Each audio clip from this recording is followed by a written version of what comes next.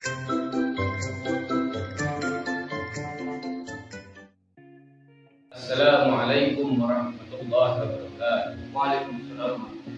Baik, di sini kami akan menyelesaikan tugas UAS yang diberikan oleh dosen kami, Dr. Muhammad Nazim LCMA, dengan mata kuliah Sejarah Peradaban Islam yang mengenai tentang masa dinasti Safawiyah yang ada di Persia. Baik, di sini ada kawan saya Said Hanafi yang akan menjelaskan bagaimana awal mula berdirinya dinasti Safawiyah tersebut. Baik, terima kasih kepada saudara Said Ismail yang telah memberikan waktu kepada saya untuk menjelaskan awal berdirinya dinasti Safawiyah ini. Kerajaan Safawi berdiri di saat kerajaan Turki Utsmani mencapai puncak kejayaannya. Awalnya kerajaan ini berasal dari sebuah gerakan tarekat yang berdiri di Ardabil, sebuah kota di Azerbaijan, yaitu di wilayah Rusia sana. Tarekat ini diberi nama Tarekat Safawiyah. Penggagas awalnya itu berdirinya kerajaan Safawi ini adalah Syekh Ishaq Safiuddin atau lebih dikenal dengan Safi al-Din. Safi al-Din merupakan keturunan dari Musyrik Syiah yang keenam, yaitu Musa al-Kazim. Karena alim dan sifat usulnya, maka Safi al-Din diambil menantu oleh gurunya yang bernama Syekh Taj al-Din Ibrahim Zaidi, yang dikenal dengan julukan Zahid al-Milani. Dalam waktu yang tidak lama, tarekat ini berkembang pesat di Persia, Syria, dan Asia Kecil. Pengikut tarekat ini sangat teguh memegang ajaran agama.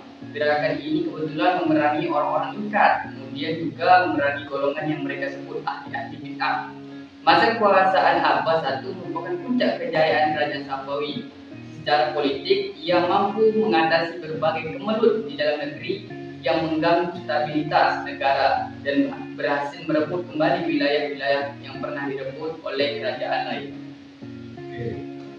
Kedua yang ingin saya tanyakan kepada saudara Hanafi yakni mengenai bagaimana dinasti Safawi ini terbentuk jika masih ada dinasti Utsmani. Nah, pada saat masih ada kerajaan Utsmani ini, berdirilah kerajaan-kerajaan kecil. Nah, dimulai dari kecil-kecil hingga mencapai puncak besarnya kerajaan tersebut. Pertama, mereka ini pun sudah pernah saling berhadapan, tapi karena kekuatan Utsmani masih sangat besar pada saat itu, jadi mereka masih belum melakukan penyerangan yang begitu besar. Baik. Oke, yang ketiga akan saya tanyakan kepada saudara Hanafi ini yakni mengenai apa saja kemajuan pada dinasti Safawi ini. Kemajuan pada masa dinasti Safawi ini, pada masa pemerintahan Ismail, berhasil mengembangkan wilayah kekuasaannya sampai ke daerah Mazandaran, Urgon, Yazd, Diyar, Bakri, Baghdad, Sirwan, dan Khurasan hingga meliputi ke daerah Sabit Subur. Pada masa Abbas I berhasil menghilangkan pasukan Kizilbas dan membentuk pasukan baru yang beranggotakan budak-budak tawan dari Jerdunia, Armenia, dan Sirkasia. Mengadakan perjanjian damai dengan Turki Utsmani, yaitu ia rela melepaskan wilayah Azerbaijan, Zergovidan sebagai wilayah lainnya. Ia juga berjanji tidak akan menghina Khalifah pertama dalam Islam dalam khutbah Jumatnya. Bagaimana jaminan atas perjanjian itu? Ia menyerahkan saudara sepupunya Haidar Mirza sebagai sendera di Istanbul.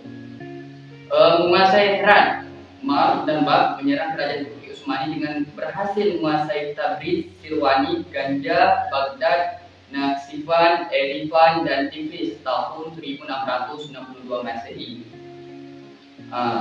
Abbas berhasil menguasai Kepulauan Hormuz dan mengubah pelabuhan Gurmun menjadi pelabuhan Bandar Abbas. Selain itu, bentuk kejayaan yang lain adalah seperti di bidang politik dan pemerintahan, bidang ekonomi, bidang pendidikan. Bidang pendidikan contohnya seperti pendidikan integratif, pendidikan estetika, pendidikan militer, persus, dan lain-lainnya. Bidang perkembangan arsitektur dan seni juga bidang agama, dan bidang-bidang lainnya. Sudah banyak pada masa kemajuan pada masa itu. Itulah ceritanya ya. Oke, ini terakhir yang akan saya tanyakan kepada saudara Nabi ini adalah kenapa bisa dinasti Safawi ini hancur atau runtuh? Ya. Masa kemunduran dan kehancuran kerajaan Safawi dimulai sejak Raja Abbas I wafat. Kerajaan Safawi berturut-turut diperintah oleh 6 raja yang lemah dan memiliki perangai dan sifat yang buruk. Nah, jadi kerajaan Safawi ini ya, dia itu runtuh karena setelah Raja Abbas I ini wafat. Jadi diambil alih oleh raja-raja yang tidak maksudnya sifatnya itu buruk dan perangainya itu tidak mencerminkan sebagai seorang raja. Nah, dari Safi Mirza, Abbas II, Sulaiman, Hussein, Tahmas, Abbas III, salah satu contohnya Safi Mirza itu jiwa leadershipnya lemah, sangat kasar terhadap para pembesar kerajaan, memiliki sifat cemburu terhadap petinggi kerajaan, kontak kadang lepas dari kedudukan kerajaan Mughal. Baghdad direbut oleh kerajaan Turki Utsmani. Jadi selebih-selebihnya itu sama saja karena mempunyai sifat perangai yang buruk serta memimpinnya yang sangat lemah, makanya kerajaan Safawi ini mundur atau runtuh. Lepas itu faktor-faktor yang menyebabkan kerajaan Safawi ini juga runtuh: konflik panjang dengan Turki Utsmani, adanya kerusakan moral yang melanda sebagian para pemimpin kerajaan Safawi, pasukan gulam tidak disiapkan secara terlatih dan tidak diberi pendidikan rohani sehingga semangat perang menjadi melemah. Seringnya terjadi konflik intern dalam bentuk perebutan kekuasaan di kalangan keluarga istana.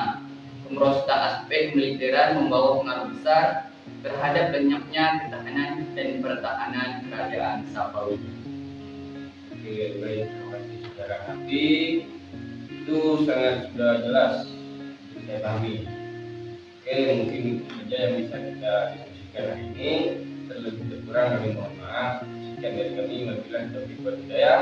Assalamualaikum warahmatullahi wabarakatuh.